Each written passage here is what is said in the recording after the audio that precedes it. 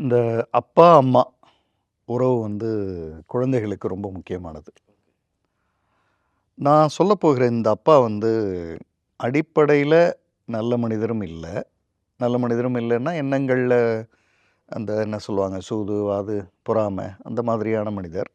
இது ஒரு பக்கம் குழந்தைகள பாதிக்குதுன்னு வச்சுக்கிட்டா கூட, இவர் வந்து ஆம் லேடீஸ் விஷயத்தில ரொம்ப வீக். இப்ப இந்த இந்த பார்ட் 1 இது இப்படியே இருக்கட்டும். இப்ப கவுன்சிலிங்க்கு என்கிட்ட ஒருத்தர் வரார். வந்தவர் வந்து ஒரு 30ஸ்ல இருக்கார். அவர் வந்து, "சார், ஸ்ட்ரெயிட்டா நான் விஷயத்துக்கு வரேன். எனக்கு இந்த சுத்தி வளைச்சு பிரச்சனை அதெல்லாம் கல்யாணம் ஆச்சு. 3 வருஷம் ஆயிடுச்சு.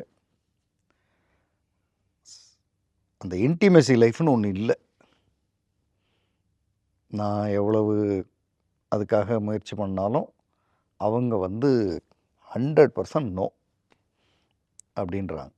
எனக்கு என்ன பேசுறதுன்னு தெரியல. ஒருவேளை நான் வந்து நம்ம நார்மலா ரெகுலர் லைஃப்ல காலையிலேருந்து நைட் வர இருப்போம்ல கணவன் மனைவியா, அதில அவங்க கூட ஒழுங்கா ஏதாவது இல்லாம போய் பேசி வருத்தப்பட்டு, அதில இப்படி இருக்காங்களான்னு கூட நான் அதெல்லாம் பேசி பார்த்துட்டேன். அப்படிலாம் ஒண்ணும் தெரியல. ஆனா, அவங்களுக்கு அதில ஆர்வமே இல்ல. "இப்படியே இருப்போம் என்ன இப்போ?" அப்படின்றாங்க. அது வந்து எனக்கு இது எப்படி சார் இது? இது போய் யாருகிட்ட எங்க அப்பா, அம்மாகிட்ட சொல்ல முடியாது. அவங்க அப்பா, அம்மாகிட்ட சொல்ல நல்லா இல்ல இது வெளியில சொல்றதுக்கு. ஸோ, இதுதான் என் ப்ராப்ளம் அப்படின்னு வந்தார். ம். சரி, இதான் உங்க ப்ராப்ளம்னா பேச வேண்டியது நீங்க இல்ல. உங்க மனைவி. ஆமா. சார் அவங்க வரமாட்டாங்க சார்.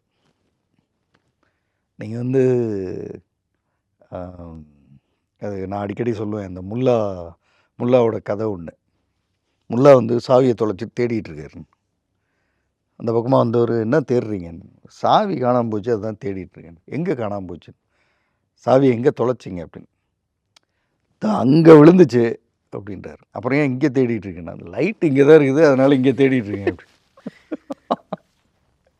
அது மாதிரி நீங்க வருவீங்க. அதனால இந்த பிரச்சனைய நீங்க சால்வ் பண்ணணும் அப்படி முடியாது. ம். வர வேண்டியவங்க அவங்க. அவங்க தான் வரணும். தொலைச்ச இடத்துல தான் தேடணும். பிரச்சனை இருக்கிற இடத்துல தான் அத போய் தீர்க்கணும். வந்தாகணும்.